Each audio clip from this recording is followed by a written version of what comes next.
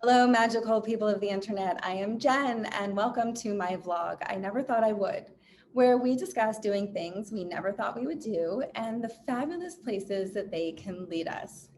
I have such a cool guest today, Gregory Phillips. He is a musician, he's a tango dancer, he's also an Amazon best-selling and award-winning author. Hi, Gregory.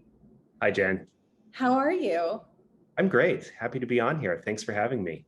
Yes, I'm so excited to talk to you today. You have so many exciting things going on, which we will get to shortly. As most authors do, they tend to, have some uncommon experiences, or their imagination leads them somewhere that other people wouldn't normally go. So I'm sure you've got a couple of stories, maybe one or two, about doing something you never thought you would do.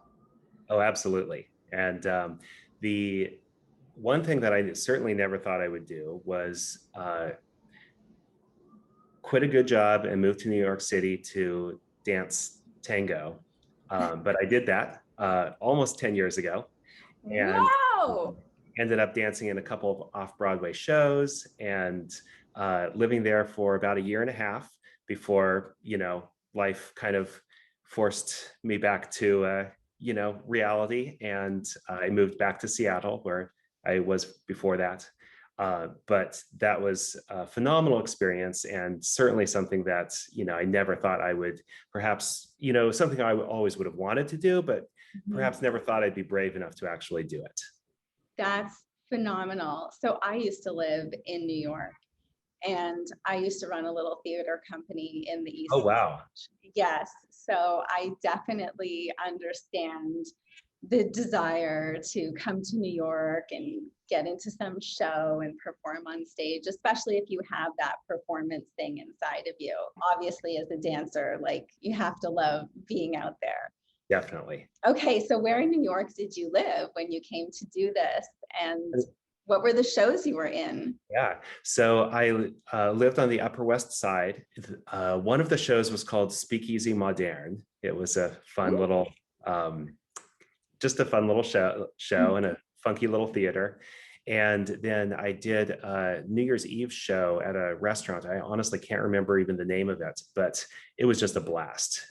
Just this weird little restaurant, no real stage, just dancing in the, in whatever space there was. Yes. The green room, the makeshift green room was basically a closet in the basement. It was a blast. Right. Uh-huh. And my new novel, Season and Lights, is kind of inspired by that whole experience. It's set in New York City about with the sort of off-Broadway theater community and dancers and musicians who are just kind of struggling to make it way below the big time, but a story that I think resonates with a lot of people who have lived and especially performed in New York City. Can you recall a performance, like one particular night that for some reason was just like the best night you had on stage? I already mentioned that New Year's Eve show in New York. Another one here in Seattle, I used to do a dinner show at a restaurant in town for quite a few years running. That was in an Argentine steakhouse, and my partner and I just danced tango between the tables for the dinner guests. And then at the end of the night, we got up and did the finale on the bar, which was always an exciting thing. Oh, that's wonderful. Okay, so I have to ask, so is the book based on your life, based loosely from when you were living there? And who's like the protagonist? Tell us a little bit about how you came about this story. Yeah, so I would say it's not based on my experiences, but it's inspired by them. Okay. So the protagonist, her name is Cami. She's a ballet and jazz dancer who moved to New York City, much like I did, on just on her dreams, and dances in some shows, does some teaching, and she small spoiler, she really never makes it to the big time like she would have dreamed of. but she still has some wonderful experiences through it. And one of the lessons that I try to show in the book is that these small experiences that you maybe don't think are the highlights of your life, sometimes they are. And so that's something that she kind of comes to realize through the story. And then there's kind of a co-protagonist, Tom, and his story is told in parallel, but he came to New York City in the 1980s as a piano player, similarly, just trying to carve out a career for himself. And the two of them, their lives intertwine, their stories kind of intertwine as the novel progresses. This is so interesting. I want to discuss this for a second. The fact that you said that she doesn't really make it in the way that she wanted to, but the fact that she went and pursued her dream and lived her passion for a certain amount of time isn't discounted just because the desired outcome isn't the outcome that she set out to achieve. I guess what I'm trying to say is, like, especially in the arts, it's like you either make it or you don't. But there's like this shame in like not making it, or you know what I mean, like having to go back to where you live, you know, having lived in New York and going back, because I've experienced that myself. I'm talking as have I. Yeah, I'm talking about my own personal experience, but it doesn't diminish the experience or the lessons, or like just, you know, just because it wasn't a Broadway show, it was an off-Broadway show. Exactly. Doesn't take away from the self-satisfaction of being able to do something that most people don't even have like the guts to go and try. Exactly. And, you know, I think that trying, it led to your book. You clearly have other creative bones in your body. It's not just the dancing. You play music, you write, which brings me to, and you're pretty phenomenal at your writing. You just won this huge award. Oh, thank you. You're a multi-award winning author. And if going to New York and having that experience and dancing for a couple of years enriched you in your sense of staying inspired and giving you something you want to say, then how is that not worthwhile? Exactly. And that's exactly the lesson that I try to tell in the book. And it's not just the experiences. Sometimes who defines who makes it and who doesn't? You know, if you danced in a couple shows, or if you performed music somewhere, you made it in a small way. Maybe it's not, and artists are always ambitious. So there's always a bigger stage, a bigger crowd that you desire. But anybody who does something with their art, who creates, they made it in their own way. Mm-hmm. Yeah, because, and it's so funny that it's the same term as making it, because there's the actual physical experience of creating something, making something, versus the whole like making it into a viable monetary and commercial success. Exactly. You know, but you can't make it without making it and it and it and it and it and it and it, and eventually making all of that exactly ends up being the sum of its parts. Right. And that's how I feel about my writing, especially because I want to always think of it as my art first. And then if it has commercial success, even better. But I think that if I were to write with the idea of, oh, I want to write something that's going to be commercially successful, I'm not going to be creating as good of a piece of art. Whereas if I just write from my heart, tell the story I want to tell, and if people like it, great. If they don't, at least I created my best piece of art. Yes, exactly.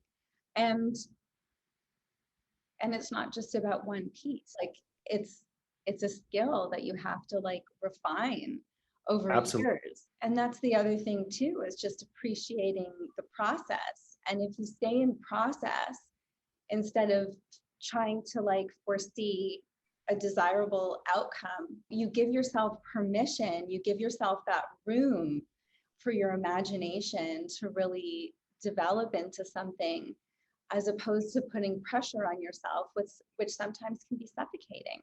Absolutely. Yeah. Yeah. And for me, it was definitely a long process. I wrote my first novel when I was 14. It was dreadful, but at least I did it. But that's And phenomenal. Who writes a novel at 14? I know, and that was almost 30 years ago now. And Wow. I kept writing some, more novels in, my early adulthood. And then my first novel actually didn't get published until 2018. Mhm. So all that time, and looking back, all those early efforts of mine were a great part of the process that helped me to learn how to tell a story, how to create characters. And eventually my writing got to a point where, it was good enough and, to be published. And so I just really value that experience of all those early books, even though they'll never see the light of day. Yeah. But you can compare it to being a dancer. When you were first learning the tango, how many hours and hours and hours of rehearsal did you have, not only like at the studio with the teacher, but going back home, putting on music, looking in front of the mirror, whether it's in your bedroom or your living room? How much time did you have to put into that to become proficient, let alone proficient enough to get onto an off-Broadway stage? Absolutely. Yeah, it's very similar. Any art form is going to take just hours and hours and years of practice. Exactly. Exactly. But also the other side of it too is that you have to have fun with it. If you're not having fun, you're not going to put in the time because it doesn't feel enjoyable. Yeah. Yeah. Yeah. So, okay, what I'm going to leave us on this question. Okay. Before we get into your links, we're going to get to that too. What was your craziest New York experience when you were living in New York City? It doesn't have to do with the dance company, or it can, but what was like the craziest thing you saw or did or witnessed? So that's a great question. I would say when we were just first there, I was married at the time, and my ex-wife was my dance partner, and we'd only been there a couple weeks, and we somehow got ourselves invited to this crazy penthouse party with some famous DJ that I should know who he was, and they thought we were just like the hot new couple in town, and we were just like, well, yes, of course we are. And we realized when we were there that it's like, wow, these people don't know that we're, just this normal couple from Seattle who just moved here. And we're like, oh yes, of course, we're the hot new tango dancers in town. It was just kind of a fun inauguration to being in the city. And and I think that kind of summarizes how a lot of people's dreams are. It's like you just say who you are, and then you live it. And Yeah. and I feel like that's kind of what we did for a little while, and it was amazing. Yeah. But isn't that what we do in life in general? We do. And I think about I said I've been writing since I was a teenager. There was a very specific moment when I began to actually say, I'm an author. And that wasn't until really a couple years before my first novel got published. Mhm. I would say, oh yes, I've written some books, things like that. But to actually say, I'm an author, Mhm. that was a powerful thing to start to say. Yeah. And I think for anyone, if you're doing something you love, own it. Say, I'm an author, I'm a dancer, whatever it is that you want to be. And then you sort of start to manifest that. Yes, I couldn't agree with you more.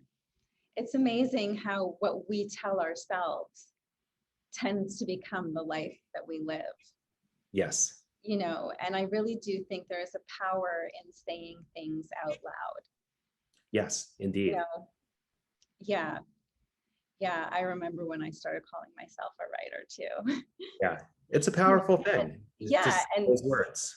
yeah, and it's funny when I switched from writer to author when my first novel was published, and it Mhm. feels like there's a different weight to it. Yes. That's so cool. Well, why don't you tell us where everyone can find you and find your book and your other books, because you have others that we didn't get a chance to discuss today, but where can everybody find you? And of course, we'll include the links below. Great. So my website is just my full name, and it's Gregory Erich Phillips, and Eric is spelled E-R-I-C-H. So be sure to spell it out that way, the full name, Gregory Erich Phillips. Um, Facebook and Instagram, it's exactly the same thing, just Gregory Erich Phillips, all spelled out. So easy to find. And there's links where you can buy all of my books on my website, or Amazon or your favorite bookstore. You can get them through all of those. And as you just mentioned, I have 2 other novels previously published. Love of Finished Years was the first, followed by The Exile, and now A Season in Lights this year. Fantastic. Well, Gregory, thank you so much for taking the time to chat with me today. Yeah, thank you, Jen.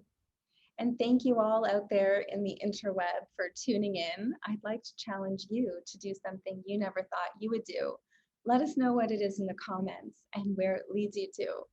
And don't forget to like and subscribe. Have a beautiful day.